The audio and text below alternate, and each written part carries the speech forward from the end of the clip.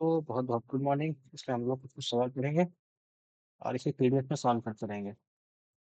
तो जैसे पहला सवाल है इसमें कि निम्न में से किन संख्याओं का दशमलव प्रसार अशांत एवं अनावर्ती होने के कारण वो अपरिमेय है? देखो, ये जो पहला वाला है, जब हम इसको लिखेंगे तो हम इसको ऐसा लिख सकते हैं, फर्स्ट वाले को ऐसा। तो इसको अगर हम चाहें तो हम इसको ऐसा लिख सकते हैं, 125 बटे 1000, ना? तो ये तो परिमेय संख्या हो गई क्योंकि पी बाई क्यू के फॉर्म में है। परिमेय संख्या क्या होती है? कि वो संख्या जो पी अपॉन क्यू के फॉर्म में हो और जहाँ पे क्यू जीरो नहीं हो, ऐसी संख्याओं को परिमेय संख्या कहा जाता है। ठीक है, तो पहला ऑप्शन तो नहीं हुआ है। ठीक, अब जगह मुझे मेरे पास कम है तो मैं थोड़ा थोड़ा बताता भी रहूंगा। तो देखो, पहला वाला तो नहीं होगा, तो इसको कट कर दिए। दूसरे वाले के साथ क्या है कि ये अशांत है, मगर क्या है, आवर्ती है। शांत मतलब क्या होता है कि वो दशमलव के बाद रुके नहीं, रिपीट होता रहे, मतलब जो भी होता रहे लिखता रहे, उसमें आता रहे अंक। बट ये क्या है कि ये आवर्ती है, इसमें 3 ही बार-बार आएगा, ना? आप इसको ऐसे भी लिख सकते हो, ऐसा 1/3 टाइप का। तो कितना हो जाएगा? 3/9 है ये, ना? क्योंकि जब 1 को आप 3 से डिवाइड करोगे तो क्या करोगे? जब 1 को 3 से डिवाइड करोगे तो पॉइंट लगाओगे, यहाँ 0 आएगा, 3 टाइम 9 फिर 1, फिर पॉइंट देखिए डेसिमल लगा हुआ है, फिर यहाँ पे 0 आएगा, फिर 3 फिर 3 फिर 3। आप इसको क्या लिख सकते हो? आप इसको 1/3 लिख सकते हो, ना? तो ये भी नहीं होगा। अच्छा, फिर कौन-सा होगा? देखो, जो डी वाला ऑप्शन है, डी वाला, ये क्या है? ये तो परिमेय संख्या क्या होती है? हमसे क्या पूछा है कि अपरिमेय है, बट 7/8 क्या है? तो परिमेय है। क्यों? क्योंकि परिमेय कैसा होता है? P बाई Q, तो Q 0 नहीं होना चाहिए, ना? तो 7/8 देखो, P अपॉन Q ऐसा लिखा हुआ है ये, तो ये तो परिमेय संख्या है, तो ये भी ऑप्शन नहीं होगा, बचा ये ऑप्शन। अच्छा, ये तो हो गया ऑप्शन से चेक करना। अब हमको ये चेक करना है कि ये क्यों होगा? ये सही क्यों है? ये तो सब गलत है, ये तो पता है। बट ये सही क्यों है ऐसा? क्योंकि देखो, जब आप इसको लिखोगे ना तो अगर ये 2.121212 ऐसा लिखा होता, तो आप इसको 2.12 अपॉन क्या लिख सकते हैं? तो ये रिपीट हो रहा है, तो शायद कि 90 या 99 कुछ ऐसा लिख सकते हैं। बट यहाँ पे क्या है कि 2.12 हर बार इसमें 1 2 एक्स्ट्रा आ रहा है। तो ये तो पहली बात अशांत तो है ही, ना? अशांत क्यों है? क्योंकि ये कभी एंड होगा नहीं, तो अशांत है। अनावर्ती है, मतलब ये रिपीट नहीं हो रहा है। रिपीटेशन 3 वाले में था, समझ रहे हो ना? रिपीटेशन 3 वाले में है, ठीक? रिपीटेशन इसमें नहीं है। इसमें देखो, पहले क्या आया? पहले 1 2 आया, फिर 1 2 2 आया, फिर क्या आया? 1 2 2 2 आया, फिर क्या आएगा? 1 2 2 2 2, ना? ये रिपीट नहीं हो रहा है, मगर क्या है कि ये खत्म भी नहीं हो रहा है। तो रिपीट नहीं होना मतलब अनावर्ती हो गया, खत्म नहीं हो रहा है मतलब अशांत हो गया। इस वजह से ये ऑप्शन ट्रू है। ठीक, हमने ये वाला क्वेश्चन कर लिया। अब अगला वाला क्या है? पूर्ण संख्याएं होल नंबर किसे कहा जाता है? होल नंबर क्या होता है कि होल नंबर, इसमें होल होता है। ठीक है, मतलब कि अगर हम नेचुरल, पहले क्या होता है, सबसे पहले बेसिक नंबर होता है, नेचुरल नंबर 1 2 3 4। तो जब नंबर सिस्टम बन रहा था, तो नेचुरल नंबर क्या होता है, इसको बोलते हैं काउंटिंग नंबर। तो पहले हमने देखा कि यार, कोई आम ले जा रहा है, कोई केला ले जा रहा है, कोई सेब ले जा रहा है, कोई कुर्सी ले जा रहा है, तो हम कैसे पता करेंगे कितना ले जा रहा है? तो हमने उस पर नंबर बना दिया कि भाई, ये 2 आम ले गए, 3 आम ले गए, तो 1 से चालू हुआ। कि कोई चीज़ अगर हम गिनेंगे तो पहले कम से कम होना चाहिए ना। कम से कम क्या हो गया? 1 हो गया, 2 हो गया, 3 हो गया, 4 हो गया, 5 6 ऐसे ही बढ़ता जाएगा। अच्छा, एक जगह से लूट मच गई, ये सब कहानी है फालतू की। एक जगह लूट मच गई, तो किसी-किसी के हाथ में 2-3 है, 4-5 है, 6-7 है। अब कोई एक है जो लूट ही नहीं पाए, तो उनके पास 0 है। तो जब उनसे पूछा गया तुम्हारे पास कितना है? क्योंकि उस समय हम 1 2 3 था, तो वो क्या बताएँगे? तो ये समझ में आया कि नहीं, हमारे पास कोई एक ऐसा अंक होना चाहिए जो हमको पूर्ण बनाए। मतलब कि अगर हमारे पास कुछ भी नहीं है, तब भी हम उसको कुछ बता सकें कि हाँ, हमारे पास कुछ नहीं है। उसके लिए ये गोला बनाया गया 0, ठीक? वो पूर्ण हो गया। अब जो लूट पाए उनकी भी गिनती है, जो नहीं लूट पाए उनकी भी गिनती है। तो जो लूट पाए वो सब 1 2 3 4 5 से जितना लूट पाए वो लूट पाए। जो आदमी नहीं लूट पाया तो उससे पूछे, भाई तुम्हारे पास कितना है? तो कह रहा हमारे पास 0 है। ना? इसका मतलब हो गया कि 0 तो है ही। होल नंबर, ये वाला जो सेट बना, सेट पढ़ा हुआ है ना हम लोगों ने, समुच्च। तो ये वाला जो सेट बना, ये क्या है? ये है होल नंबर। ठीक, इसमें क्या क्या है देखो, जीरो है और 1 2 3 4 5 6 नेचुरल नंबर भी है। इसका जो ऑप्शन सही होगा वो ये वाला होगा। ठीक, होल नंबर में नेगेटिव नंबर नहीं आता है, नेगेटिव नंबर आता है उसमें इंटीजर वाले में। ठीक है, उसका एक अलग कहानी है। नंबर कई तरीके से बांटा गया है। तो ये वाला भी हो गया, केवल धनात्मक पूर्णांक, केवल धनात्मक पूर्णांक, धनात्मक पूर्णांक 1 2 3 4 5 6 धनात्मक पूर्णांक ही नेचुरल नंबर है। मगर धनात्मक पूर्णांक में जीरो नहीं आता है, जीरो ना तो प्लस है ना तो माइनस है। ठीक, इस वजह से ये ऑप्शन नहीं होगा। ऋणात्मक तथा धनात्मक पूर्णांक, धनात्मक पूर्णांक तो 1 2 3 4 5 6 हो गया, आगे तो ऋणात्मक मतलब -1 -2 -3, मगर इसमें भी जीरो नहीं है, इसने भी जीरो को इंक्लूड नहीं किया। मगर होल नंबर क्या होता है? जीरो होता है उसमें। सभी परिमेय संख्याएं, परिमेय संख्या मतलब पी बाई क्यू, सभी परिमेय संख्याएं कैसी होंगी भाई? नहीं होंगी, होल नंबर में 1/2 नहीं आता है ना, इसको इसका मतलब होता है कि उसमें नहीं आता है, 1/2 होल नंबर में नहीं आता है। तो होल नंबर में क्या आता है? होल नंबर जीरो से शुरू होता है, बस जीरो 1 2 3 4 5 6। तो ये हो गया होल नंबर। अच्छा, निम्न में से कौन सी संख्या पूर्ण संख्या है लेकिन प्राकृतिक संख्या नहीं है? देखो, ये प्राकृतिक संख्या है, ये प्राकृतिक संख्या है, ये प्राकृतिक संख्या है, ये प्राकृतिक संख्या नहीं है। मगर हमसे क्या पूछा है कि पूर्ण संख्या है मगर प्राकृतिक संख्या नहीं है ना। तो ये देखो, पहली बात तो ये प्राकृतिक संख्या नहीं है, ये वाली संख्या जो है ये प्राकृतिक संख्या नहीं है। तो ये तो हमसे पूछा ही है, और क्या पूछा है कि वो पूर्ण संख्या है, तो ये पूर्ण संख्या है। सारी संख्याएं पूर्ण संख्याएं हैं। अगर हमसे ऐसी कौन सी संख्या पूछा है जो प्राकृतिक भी नहीं है, मतलब कि जीरो प्राकृतिक संख्या नहीं है। ठीक, ये हो गया। और क्या है अगला वाला? इंटीजर्स की परिभाषा क्या है? इंटीजर्स में क्या होता है?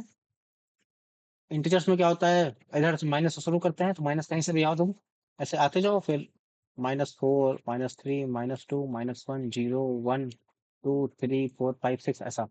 तो धनात्मक, ऋणात्मक एवं शून्य। इंटीजर्स में और अच्छी परिभाषा इसकी ये हो सकती है कि धनात्मक ऋणात्मक तो ठीक ही है, मगर धनात्मक ऋणात्मक में तो 1/2 -1/2 ये सब भी आ जाएगा ना। ये धनात्मक हो गया, ये ऋणात्मक हो गया। इंटीजर्स की और अच्छी परिभाषा हो सकती है कि ए, जैसे प्राकृतिक संख्या उनका प्राकृतिक संख्याओं का नेगेटिव और क्या है? जीरो, वो हो जाता है। बट ऑप्शन के हिसाब से देखेंगे तो धनात्मक, ऋणात्मक और शून्य यही होता है इंटीजर्स।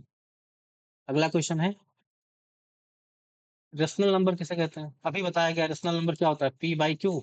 जहाँ पी बाई क्यू कोई ऐसा इंटीजर टाइप का नंबर है और क्यू क्या है? क्यू जीरो नहीं है, तो ये वाला सही हो गया। ठीक, अच्छा, नेक्स्ट। अरे हाँ, ज्यादा नीचे आ गया, ये गलती से शुरू हुआ। ठीक है, निम्न में से कौन सी संख्या अपरिमेय है? अपरिमेय मतलब इरेशनल है। देखो, 3/5 रेशनल है, हमको क्या देखना है कि जो इस फॉर्म में नहीं है। तो देखो 3/5 इस फॉर्म में है, ये 3 हो गया, ये 5 हो गया। अब देखो ये, आप बी वाले ऑप्शन को ऐसे लिख सकते हो ना, बी वाले ऑप्शन को ऐसे लिखा जा सकता है, इस ऑप्शन को। देखो सी को भी छोड़ो, बी वाले ऑप्शन को आप ऐसा लिख सकते हो ना, -7/1। ठीक, तो ये क्या हो गया? 7p हो गया, -7p हो गया, 1q हो गया, तो ये भी हो गया। तो जो सी ऑप्शन है, यही जो है परिमेय है। क्यों? क्योंकि हम इसको p बाई क्यू के फॉर्म में नहीं लिख सकते हैं। इसको आप क्या लिखोगे? √2/1। मगर p अपॉन क्यू में क्या होना चाहिए कि ये कोई ऐसा इंटीजर टाइप का नंबर होना चाहिए, और √2 इंटीजर नहीं है। ठीक, तो अपरिमेय संख्या कौन सी हो गई? √2 वाली संख्या हो गई अपरिमेय। ठीक,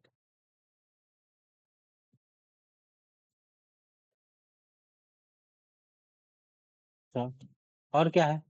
और है कि अपरिमेय संख्या की सही पहचान क्या है? अगला क्वेश्चन, जिसे पी बाई क्यू के फॉर्म में लिखा जा सके, जिसका दशमलव प्रसार शांत होता है, जिसका दशमलव प्रशांत अशांत एवं अनावर्ती होता है, जो हमेशा पूर्णांक होता है। हाँ, ये क्या बात हुआ भाई? ये वाला ऑप्शन तो है सी वाला। अपरिमेय संख्या, इर्रेशनल, इर्रेशनल नंबर क्या है? अगर आप उसे पी बाई क्यू के फॉर्म में लिख दोगे तब तो वो रेशनल नंबर हो जाएगा। अगर उसका दशमलव प्रसार शांत होता है, जैसे ऐसा वाला, शांत मतलब ये मान लो कोई नंबर लिखा है, तो आप इसको लिख सकते हो ना, 334/1000।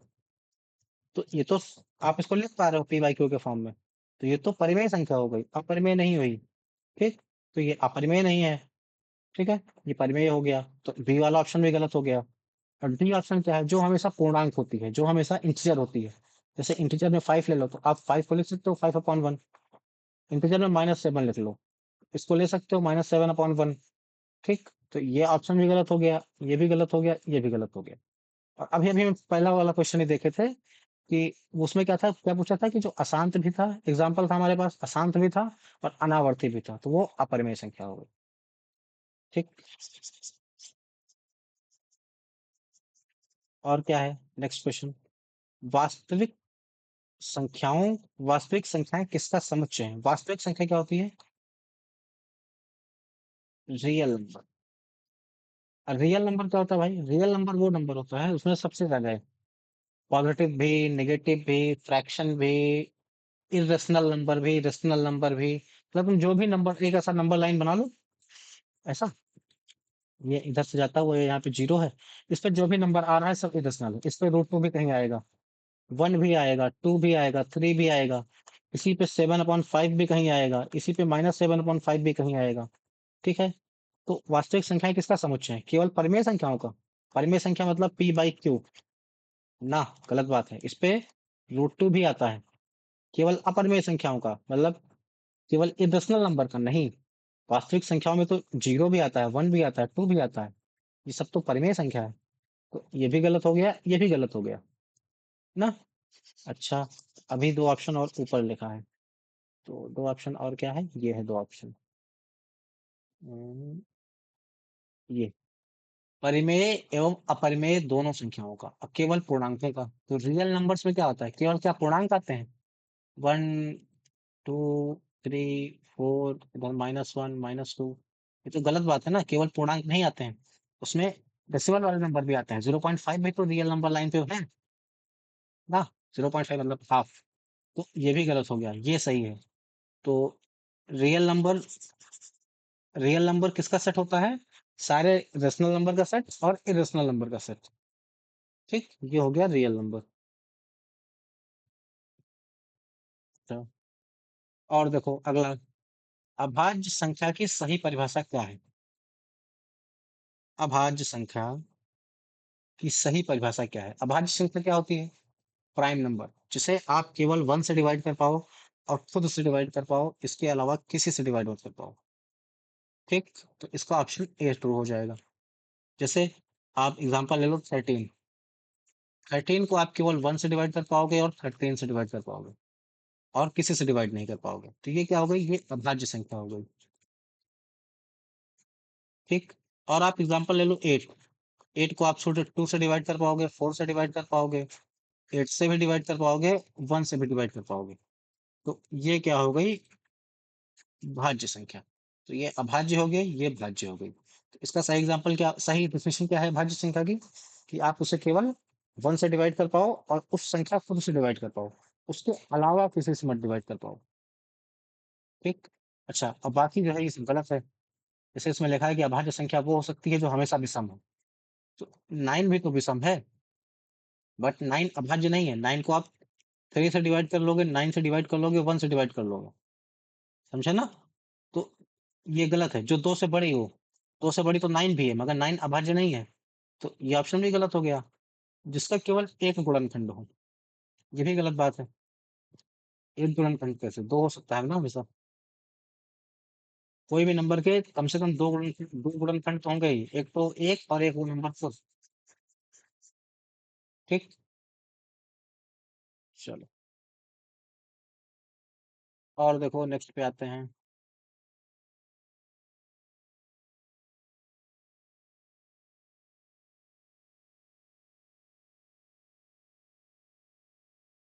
नेक्स्ट है, निम्न में से कौन सी संख्या अभाज्य संख्या की परिभाषा को पूरा करती है? अब देखो, अभाज्य संख्या क्या है कि जिसके पास दो फैक्टर हो, एक तो एक होना चाहिए और दूसरा वही नंबर होना चाहिए ना, केवल दो ही फैक्टर हो। तो देखो अभाज्य संख्या में ना हम सबसे पहले एक को हटा दो। एक कभी भी अभाज्य संख्या नहीं होती है, ये डेफिनेशन में ही नहीं है। एक ना भाज्य होती है ना अभाज्य होती है, इसको हटाओ पहले। 9 को देखो, 9 में आपके पास एक फैक्टर इसका 1 हो गया, एक फैक्टर 3 हो गया, एक फैक्टर 9 हो गया। इसके पास 3 फैक्टर हो गए। एक 3 तो एक्स्ट्रा है ना, तो ये भी अभाज्य नहीं है। अभाज्य होने के लिए क्या 1 हो और फिर 2 नंबर हो। अब 15 में देखते हैं। 1 हो गया, 3 हो गया, 5 हो गया, 15 हो गया। ठीक, इसमें देखो 4 फैक्टर हो गए। ये तो नहीं है। अब 2 में देखते हैं। 2 में एक, ये तो 1 से कटेगा और 2 से कटेगा, केवल 2 नंबर से कटेगा। एक तो 1 से और खुद से, तो इसलिए क्या हो गया कि 2 जो है ये अभाज्य संख्या है। समझे आप? गुड। चलो, फालतू की चीजों को हटा देते हैं, थोड़ा सा हमें जगह मिलेगा और क्वेश्चन करने के लिए। कंपोजिट नंबर किसे कहते हैं भाई? कंपोजिट नंबर, तो कंपोजिट नंबर भाज्य संख्या। तो अभी हम लोग देखें अभाज्य संख्या क्या है, तो जिसके पास दो फैक्टर है, एक 1 और एक 2, मतलब एक 1 और एक तो 2 नंबर। ठीक है। और कंपोजिट नंबर क्या है, जिसके पास 2 से ज्यादा फैक्टर है। एक 1 तो है ही, वो नंबर तो है ही, उसके साथ में कोई और तीसरा चौथा पांचवा कितने भी नंबर हो सकते हैं, पर 2 से ज्यादा होगा। तो जैसे अभी 15 वाला एग्जांपल ही था, 15 के कितने फैक्टर हुए? 1, 3, 5, 15 ना, तो इसके 4 फैक्टर हो गए। तो देखो केवल 2 गुणनखंड हो, ये तो गलत बात है भाई, ये तो अभाज्य संख्या है। जिसके 2 से अधिक धनात्मक गुणनखंड हो, ये सही बात है। जो केवल विषम हो, ये गलत बात है। क्या भाज्य संख्या केवल विषम होगी? क्या कंपोजिट नंबर केवल विषम होंगे? नहीं। अभी हमने एग्जांपल देखा था 8 का, इसके पास 3 फैक्टर है, 1, 4 फैक्टर है, 1, 2, 4, 8। तो ये तो सम संख्या है ना, मगर ये भी अभाज्य है, तो ये भी गलत हो गया। और 9, ये 15 का एग्जांपल है, ये विषम वाला, तो ये भी गलत हो गया। तो सही ऑप्शन क्या हुआ, जिसके 2 से अधिक धनात्मक गुणनखंड हो। ठीक, ये हो गया। और क्या है? संख्या एक मतलब वन, वन के संबंध में सही कथन कौन सा है? यह अभाज्य है, यह भाज्य है, यह अभाज्य और भाज्य दोनों है, यह ना तो अभाज्य है और ना भाज्य है। अभी ऊपर हमने बताया कि वन, वन के बारे में कुछ नहीं बोलना है ना, वो ना तो प्राइम है ना कंपोजिट है, मतलब ना भाज्य है ना अभाज्य है। तो इसका ये ऑप्शन सही है। ठीक। अच्छा, सह अभाज्य संख्या किसे कहते हैं? सह अभाज्य संख्या वो होती है कि जिनका HCF 1 हो। ये आप याद कर लो। इसको क्या बोलता है, क्या बोला जाता है सह अभाज्य संख्या को? को को प्राइम नंबर्स, को प्राइम नंबर। इसको इंग्लिश में बोलते हैं को प्राइम। को प्राइम मतलब कि जो आपस में एक दूसरे को ना काटें। तो अगर कोई भी नंबर है जो आपस में एक दूसरे को नहीं काट रहा है, तो किससे कटेगा? वो केवल एक से कटेगा, दोनों नंबर। जैसे फॉर एग्जाम्पल, जैसे 3 और 7 है। तो अगर ये देखो, ये एक दूसरे को नहीं काटेंगे। 3 2 का 6 होता है, 1 रिमाइंडर आ जाएगा, मतलब नहीं कट रहा है, और 7 सच में पढ़ा जाएगा नहीं। तो ये एक दूसरे को नहीं काट रहे हैं, मगर ये दोनों 1 से केवल डिवाइड होंगे। समझे आप बात को? ऐसी संख्याएं जो केवल, ऐसी दो संख्याएं जो केवल एक से डिवाइड हो, वो आपस में एक दूसरे को ना काटें, उनको बोलते हैं सह अभाज्य संख्या। अब केवल वो 1 से डिवाइड हो रही है, किसी और नंबर से डिवाइड नहीं हो रहे हैं, इसका मतलब कि उनका HCF 1 है ना। अगर किसी और नंबर से डिवाइड हो रहे होते, कोई और संख्या ऐसी होती जो दोनों को काट रही होती, उसका HCF कुछ और होता, वो नंबर हो जाता। आप इसे अभी नहीं समझ पा रहे हो, इसे ऐसे समझो। इसे मान लो ये 8 है, ये 12 है। अगर इसको डिवाइड करोगे ना, तो इसको देखो 2 भी डिवाइड कर रहा है, 4 भी डिवाइड कर देगा इसको ना, मतलब। और ये दोनों जो है 2 से भी डिवाइड हो जाएंगे, 4 से भी डिवाइड हो जाएंगे, मतलब कि ये जो है सह-अभाज्य नहीं है। सह-अभाज्य क्या होता है कि जो केवल एक से कटे, केवल एक से, दोनों संख्या केवल एक से कटनी चाहिए बस, केवल एक से, 1 से, और उसके अलावा कोई और नंबर उनको ना काट पाए। ठीक है, इसका मतलब कि उसका HCF 1 होना चाहिए। ठीक है, इसको थोड़ा सा मिटा देते हैं।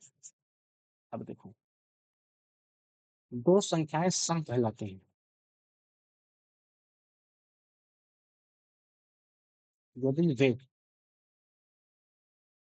दो संख्याएं सम कहलाती हैं यदि वे दो से पूर्णतः विभाजित हो। ये तो एकदम आसान क्वेश्चन है ना। इवन नंबर कब होता है, जब वो टू से डिवाइड हो जाए। तो यहाँ पे दो संख्याएं नहीं होगी, एक संख्या भी हो सकता है। संख्या सम कहलाती हैं यदि वे इससे डिवाइड हो जाए। विषम संख्या की सही पहचान क्या है? एकदम आसान है कि टू से डिवाइड हो गया तो वन रिमाइंडर आएगा। ठीक, ये वाला ऑप्शन, इसमें तो सोचना ही नहीं है।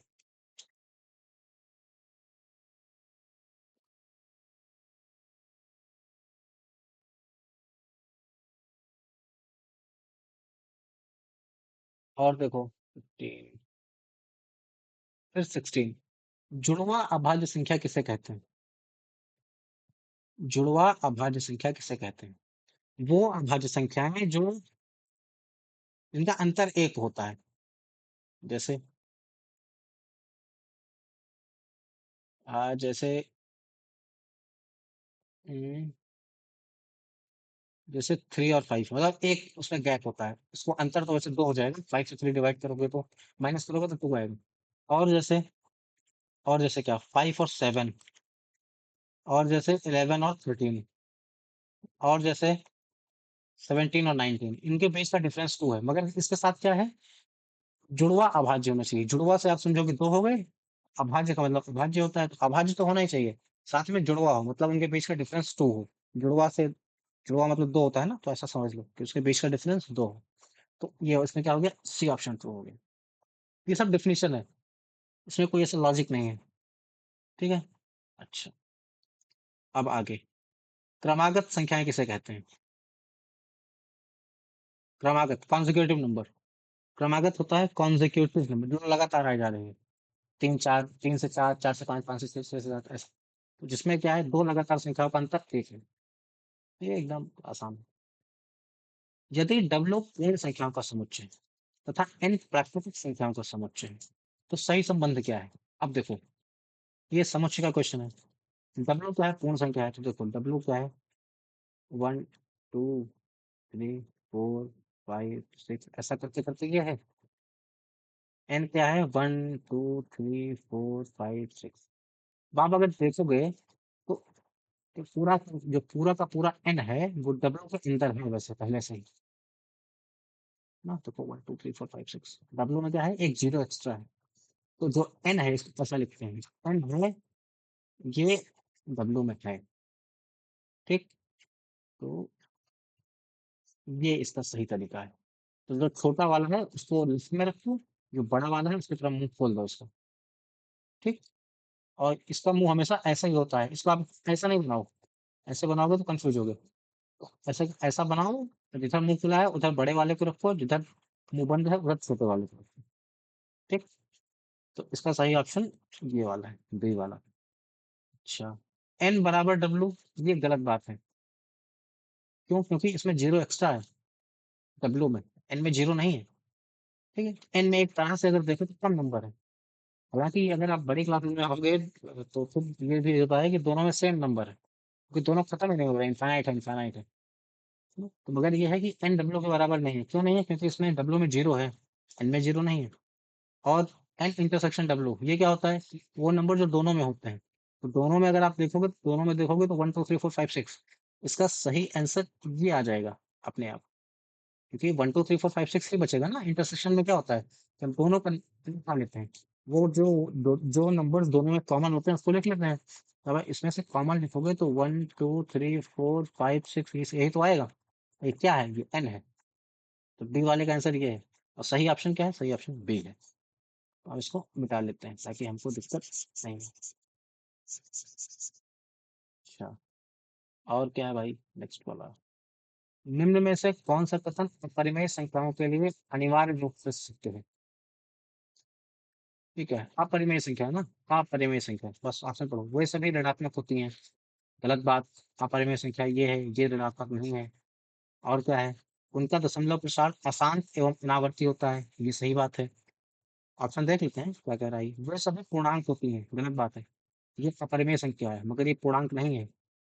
उन्हें पी बाई क्यू के फॉर्म में लिखा जा सकता है, ये गलत बात। अगर उन्हें पी बाई क्यू के फॉर्म में लिखाई जाता तो अपरिमेय संख्या होती है, परिमेय संख्या होती, तो परिमेय संख्या हो जाती। ठीक, ये ऑप्शन गलत, ये ऑप्शन गलत। ऑप्शन तो इजी रखे हैं मास्टर साहब। तो क्या है कि 19 का भी उनका दशमलव प्रसार अशांत एवं अनावर्ती होता है। ठीक। आइए अगले बात है। निम्न में से कौन सी संख्या परिमेय एवं पूर्णांक दोनों है? परिमेय भी है, पूर्णांक भी है। तो पहले आप पूर्णांक देखो, ये पूर्णांक है क्या? नहीं है। पूर्णांक क्या होता है? इंटीजर होता है। ये है क्या? ये नहीं है। ये है क्या? ये इसका वैल्यू कितना होता है? 1.414 के कुछ समथिंग होता है, और आगे भी नंबर आते हैं। रूट 5 की वैल्यू 2 पॉइंट कितना होगा? 2.7 ऐसा कुछ होता है शायद, मतलब एग्जैक्टली मुझे नहीं आ रहा, बट 2 पॉइंट के बाद कुछ आता है। तो क्या ये पूर्णांक हुआ? नहीं हुआ। पाई की वैल्यू क्या होती है? 3.14 के आगे कुछ आती है। ये भी गलत, ये भी गलत, ये भी गलत, ये सही। -7 देखो क्या है? -7 परिमेय भी है ना। अभी आप ऊपर हम एग्जाम्पल लिए थे ना, -7/1 ऐसा लिख लो इसको, तो परिमेय हो गई।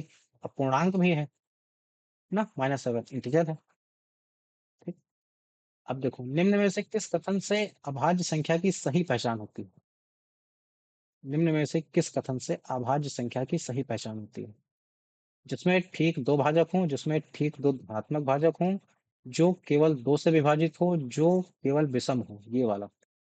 जिसके ठीक दो धनात्मक भाजक हों, उसके पॉजिटिव फैक्टर 2 होने चाहिए, मतलब 2 पॉजिटिव फैक्टर होने चाहिए। एक वो नंबर खुद, और दूसरा 1। ठीक। धनात्मक इसलिए लेते तो धनात्मक ही है, मगर ठीक है। ऊपर वाले में दो, अगर ज्यादा प्रिसाइज करना है तो प्लस वाला लेंगे। हाँ, ऊपर जैसे देखो, ऊपर ऊपर ए ऑप्शन में और बी ऑप्शन में अंतर क्या है कि बी वाले में धनात्मक लिखा है। अगर हमको ज्यादा प्रिसाइज होना है तो हम वो धनात्मक लेते हैं, बस ये डिफरेंस है। 21, 22। 22 क्या है? निम्न में से कौन सा युग्म केवल अपरिमेय संख्याओं से बना है? अपरिमेय संख्या। देखो, ऑप्शन नंबर सी देखो आप, 25/100 लिखा हुआ है ये तो परिमेय संख्या हो गई, और ये अपरिमेय संख्या हो गई।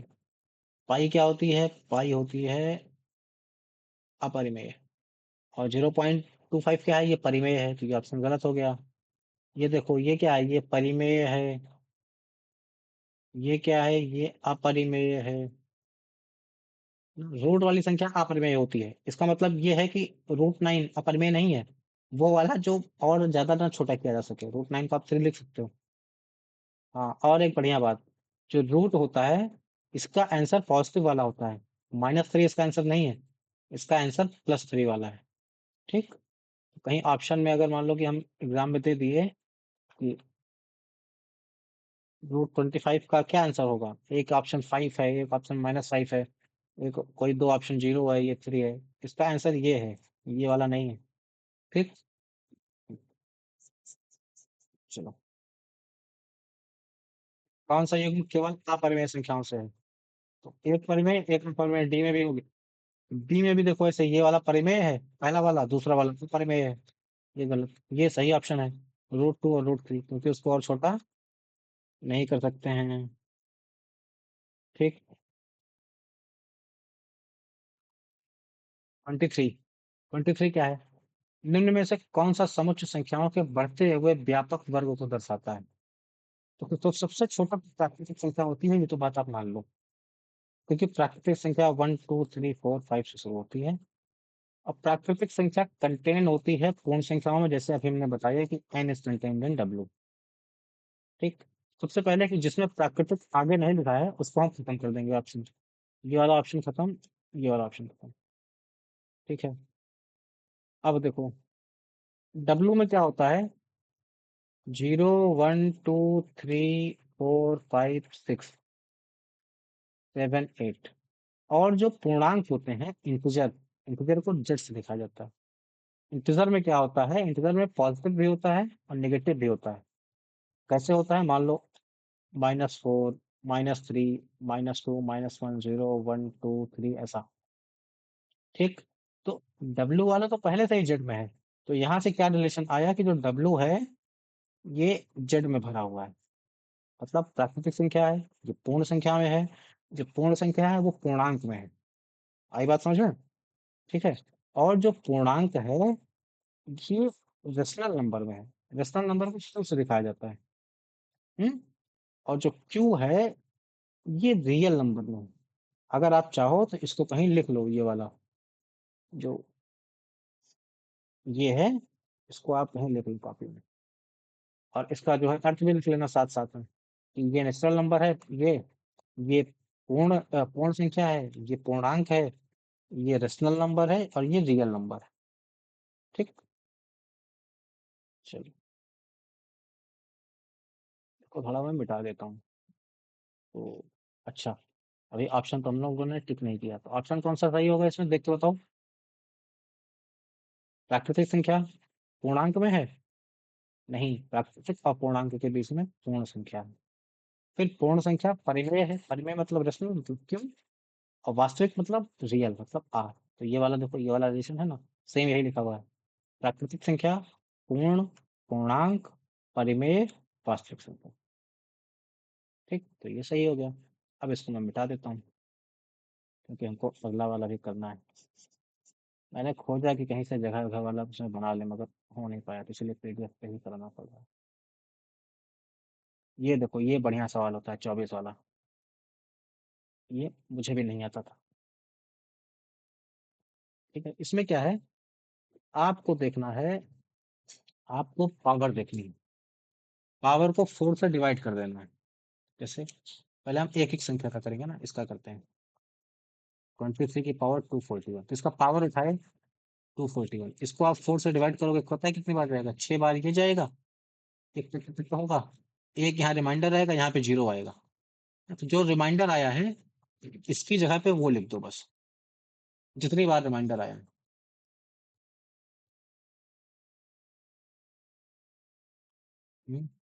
बड़ा कंफ्यूजन हो गया, तो मैं इसको और से देख के फिर से तुम्हें बताते हैं।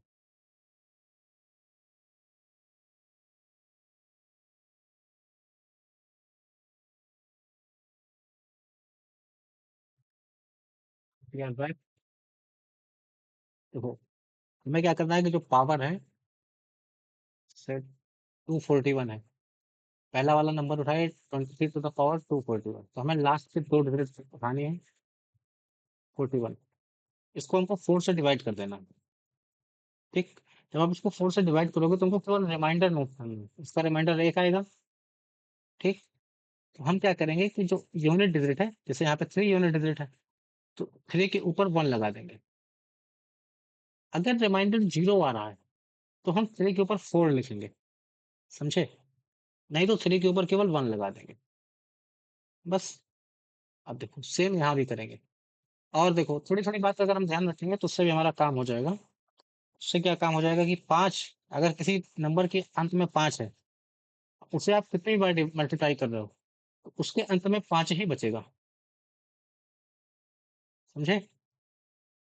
अच्छा, और तो इसका हो गया, इसका हो गया, इसका भी अगर चाहो तो कर सकते हो, कैसे कर सकते हो, 43 यहाँ पे ले लोगे, 43, तो रिमाइंडर क्या आ जाएगा, 3 आ जाएगा, तो आप क्या करोगे, 5 की पावर 3 कर दोगे। ठीक है, उससे कोई मतलब नहीं है। फिर 41 है, इसको लास्ट वाला टू डिजिट देखना है पावर का, पावर में लास्ट का 2 अंक 41, 41 इसको क्या करना है, 4 से डिवाइड करना है। 4 से डिवाइड करोगे तो रिमाइंडर कितना आएगा, 1 आएगा। फिर क्या करना है, आप 9 की पावर 1 कर दोगे, प्लस 9 कहाँ से आया, यूनिट डिजिट, यहाँ पे क्या था, हमें यूनिट डिजिट लेना है ना, तो 3 यूनिट डिजिट था, 3 लिखे, और ऊपर लास्ट के 2 अंक को डिवाइड किए, जितना आया उतना लिख दिए, रिमाइंडर जितना आया। फिर यूनिट डिजिट लिए 5, जितना रिमाइंडर आया 3 ऊपर पावर में लगा दिए। फिर क्या हुआ, 9 लिखे इसको, और लास्ट के 2 डिजिट को डिवाइड किए 4 से, जितना रिमाइंडर आया उतना लिख दिए। फिर यूनिट डिजिट लो, 41 है, 4 से डिवाइड करोगे कितना आएगा, 1 आएगा, तो 1 लिख दो। ये 3 हो जाएगा, ये 125, हमको यूनिट डिजिट लेना है। 1 इसको 5 की पावर 3 कितना होता है, 5 5 25 पंचे 125, यूनिट डिजिट 5। ये यहाँ से 9, यहाँ से 7, इसको जोड़ डालो, 7 5 8, 8 17 ना, 17 7, 17 7 कितना होता है, 17 7 24, 24 यूनिट डिजिट कितना, 4, 4 पे टिक मारो, खत्म। ठीक है, इसमें नहीं समझ में आया है, अगले वाले में समझ में आएगा, समझ में तो आ ही गया होगा, तो याद ही आ गया होगा। ठीक, अच्छा, अगले वाले में क्या है, फिर भाई इकाई की संख्या निकालना है, क्या करेंगे, इकाई का अंक लिखो यहाँ पे, और पावर के जो लास्ट के 2 डिजिट हैं 39, 39 को 4 से डिवाइड करो, जितना बचे रिमाइंडर उतनी पावर लगा दो, तो रिमाइंडर यहाँ पे कितना बचेगा, 3 बचेगा, प्लस 8 लिखो, लास्ट के 2 अंक 91 है, 91 को 4 से डिवाइड करो, रिमाइंडर कितना बचेगा? 3 बचेगा। अब आप कहोगे मुझे कैसे पता है? क्योंकि 91 है, 91 किसके पास है? 88 के पास है, 88 4 से डिवाइड हो जाएगा, रिमाइंडर 3। 7 है, 7 लिखो, लास्ट का 2 अंक 17 उठाओ, 4 से डिवाइड करो, जितना रिमाइंडर बचे उतना लिखो। फिर यूनिट डिजिट उठाओ, लास्ट का 2 अंक यहाँ से उठाओ, 4 से डिवाइड करो, जितना भी रिमाइंडर बचे यहाँ पे लिखो। फिर यूनिट डिजिट, ये तो 4 से डिवाइड हो जाएगा, तो जब 4 से पूरा डिवाइड हो रहा है तो रिमाइंडर में हमको 4 लिखना है, समझे? इससे 16 था ना यहाँ पे, लास्ट का 2 डिजिट, और ये डिवाइड हो रहा है 4 से, हमको यहाँ पे 4 लिखना है। अब क्या करना है? इसको सॉल्व करना है। 9 की पावर 3 का मतलब क्या होता है? 9 की पावर 3 का मतलब होता है 9 इंटू 9 इंटू 9। ठीक। अगर हमको काम किससे है? यूनिट डिजिट से, तो अपने मन में देख लेंगे, सोच लो।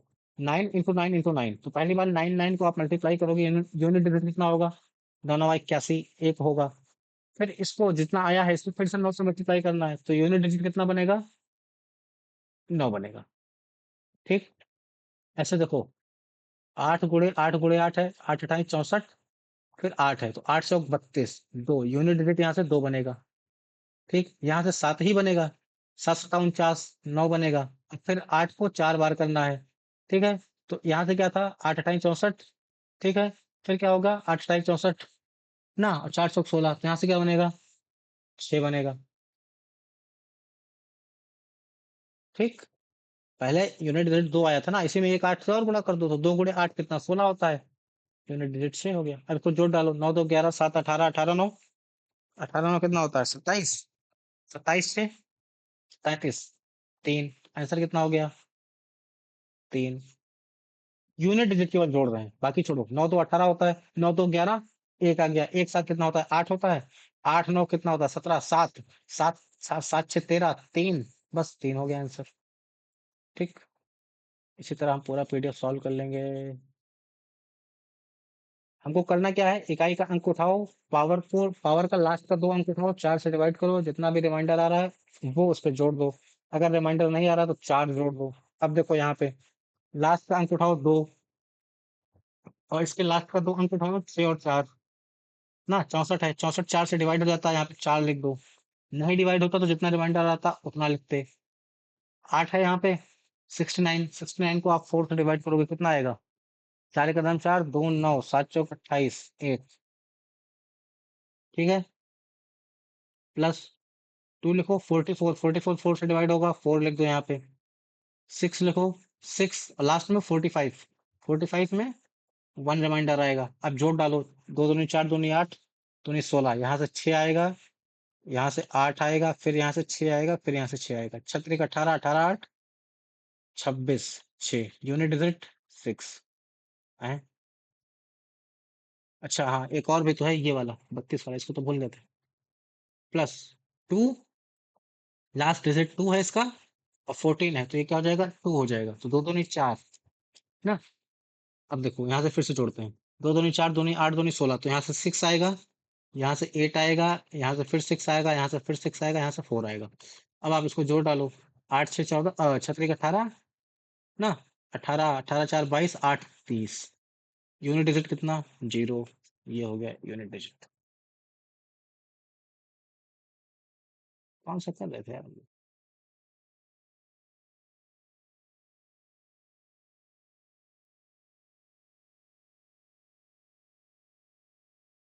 ये वाला नहीं किया गया,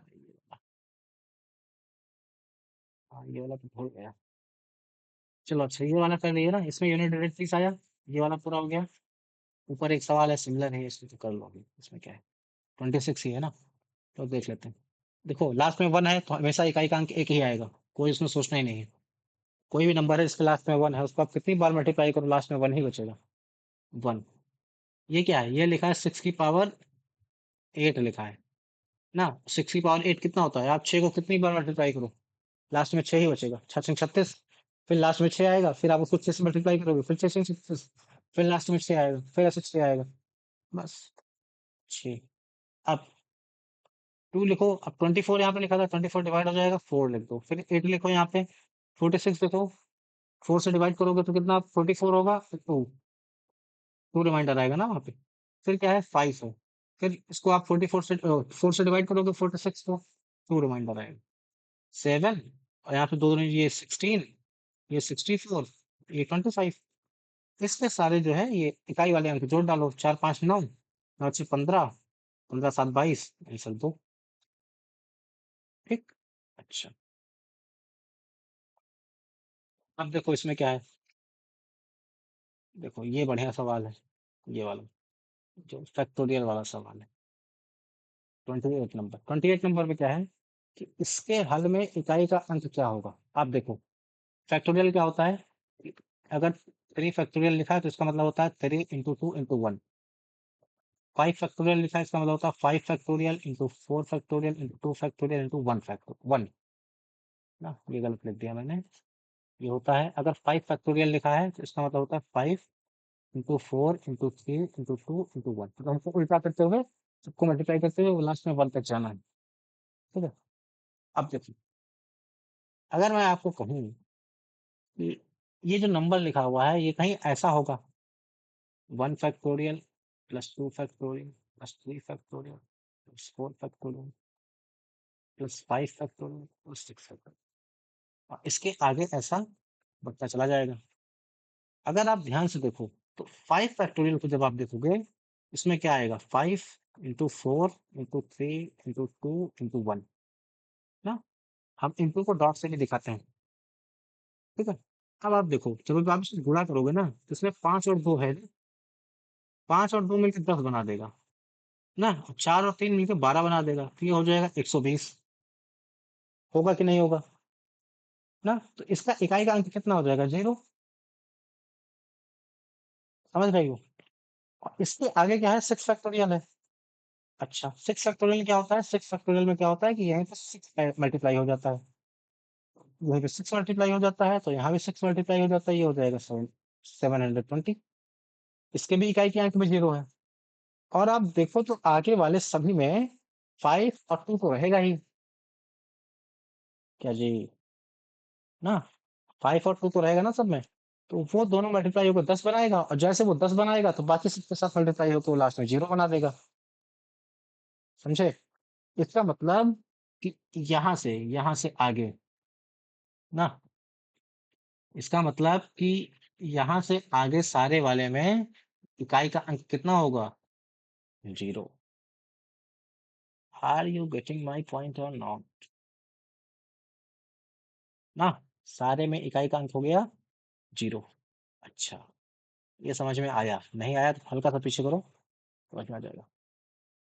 ठीक। तो इसका मतलब कि इसके सारा इसके आगे का इकाई का अंक सारा 0। अब केवल कितने में इकाई का अंक हमको कैलकुलेट करना है, तो बस हो गया 1। 2 फैक्टोरियल क्या हो गया 2 इंटू 1। 3 फैक्टोरियल क्या हो गया 3 इंटू 2 इंटू 1। 4 फैक्टोरियल क्या हो गया 4 into 3 into 2 into 1। 1 plus 2 plus 6 plus 24, बस जोड़ डालो। 2 1 3, 6 9, 9 4 13, 3। ये वाला आंसर सही हो गया ना। देखा कि नहीं भाई।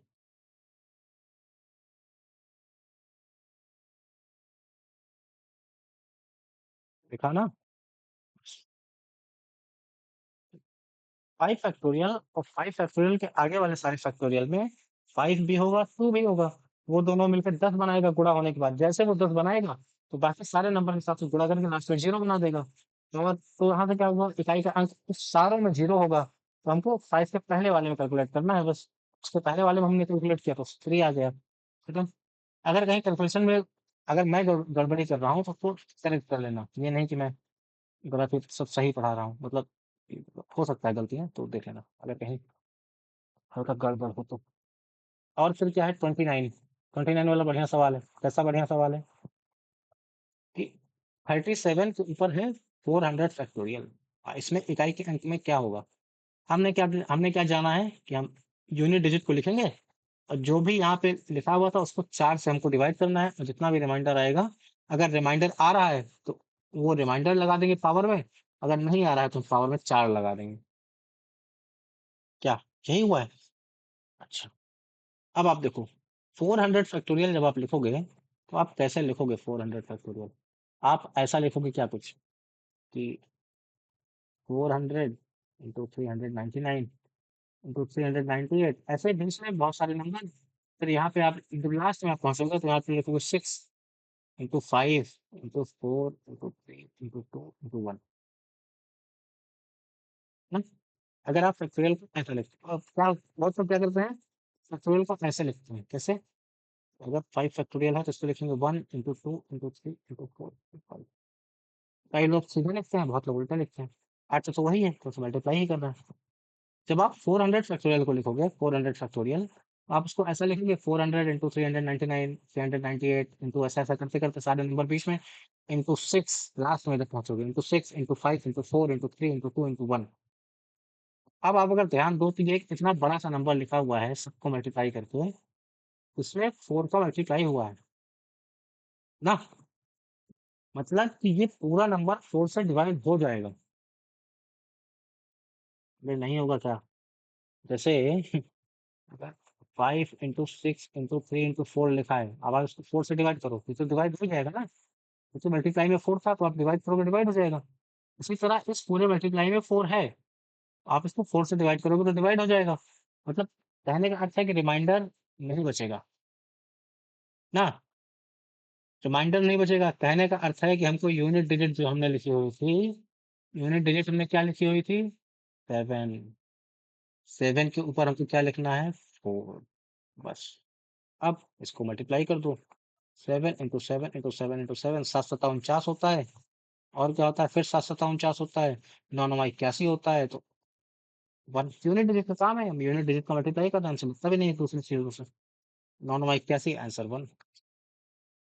जय, समझे क्या? ठीक है, अगला सवाल पूछते हैं। अगली सवाल है 45 टू द पावर 500 फैक्टोरियल। तो इनको लग रहा है कि 500 फैक्टोरियल लेकर तुमको डरा देंगे, जबकि तुमको पता है 5, जैसे 400 के फैक्टोरियल में 4 आया था लास्ट में, 500 के फैक्टोरियल में भी तो आएगा। इनफैक्ट अगर हम ध्यान दें तो 4 फैक्टोरियल, 4 के आगे किसी के भी फैक्टोरियल में 4, और 4 के आगे किसी के भी फैक्टोरियल में 4 आएगा। इसका मतलब कि अगर पावर में फैक्टोरियल है, अब वो नंबर 4 से बड़ा है, 504 से बड़ा है, तुमको कुछ नहीं करना है, बस यूनिट डिजिट उठाओ, उसके ऊपर 4 लगाओ। अगर यही चीज ये लिखा होता 45 की पावर 3 फैक्टोरियल, तब हम सोचते थोड़ा सा। मगर ये क्या लिखा है, 45 की पावर 500 फैक्टोरियल।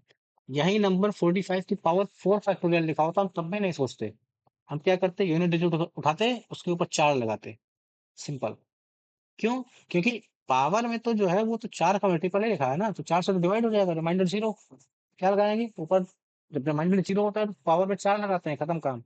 यहाँ भी देखो, 500 फैक्टोरियल को आप लिखोगे 1 into 2 into 3 into 4 into 5 into 6, ऐसे करते करते इंटू 500 तक, लास्ट तक 4 तो है इसमें, 4 से डिवाइड हो जाएगा पूरा, मतलब रिमाइंडर 0 लगाओ, 5 की पावर 4। 5 की पावर 4 क्या होता है, 5 से कोई भी पावर 5 ही होता है। 5 5 25, फिर 25 में 5 से गुणा करोगे, फिर 5 5 25 आएगा लास्ट में, फिर 5 आएगा, फिर 5 में 5 से गुणा करोगे, 5 5 25, फिर 5 आएगा। और अगर आपको फैक्टोरियल नहीं दिख रहा है, लास्ट में 5 है, तो 5 अगर यूनिट डिजिट है तो उसकी कोई भी पावर 5 ही होती है। ठीक है, अब देखो इसमें इकाई का अंक खोजना है, बहुत आसान। इसमें इकाई का अंक खोजो, इसमें इकाई का अंक खोजो, माइनस करो, खत्म। कैसे खोजेंगे, 9 लिखो, पावर देखो 78, 78 क्या इससे कट रहा है 4 से, देख लेते हैं। 4 1 जा 4, 3 6, 3 और 8 आएगा, तो 36 होता है, मगर 38 है। जितना पावर आया उतना लगा दो इसमें। अब माइनस 3 पे देखो, 26 में क्या आएगा, यहाँ पे पावर 2 आएगी, क्योंकि 26 है ना, 26 को आप जब 4 से डिवाइड करोगे तो रिमाइंडर में 2 आएगा। अच्छा, अब ये 9 9 81, -3 3 9, यूनिट डिजिट 1 है, यूनिट डिजिट 9 है, तो 1 यूनिट डिजिट है, मतलब उसके आगे भी नंबर होंगे, एक हम उधार ला सकते हैं, तो 11 हो जाएगा। 11 से 9 गए 2। ठीक, ये तो हमको भी नहीं आता था यार, ये तो आने लगा हमको भी, वाह। सेम काम यहाँ भी करेंगे। देखो यहाँ पे 9 है, अब पावर में क्या है, 73 है। हमको पता है कि 73 को हम 4 से डिवाइड करेंगे, दो डिजिट उठानी है, तो यहाँ है ही दो, 73, 73 को 4 से डिवाइड करोगे 1 आएगा। -2 है, फिर क्या है, 13 है, 13 को 4 से डिवाइड करोगे फिर से 1 आएगा। फिर क्या है, 3 है ना। अब आप 3 को 3 है और पावर 22 है, 22 को 4 से डिवाइड करोगे 2 आएगा। तो बन जाएगा 9 माइनस 2 माइनस 9, आंसर आएगा -2। बट -2 नहीं होता है। अब इसको प्लस बनाने के लिए क्या करना पड़ेगा, इसमें आपको 9 ऐड कर दो। तो ये बन जाएगा 1 मिनट रुको।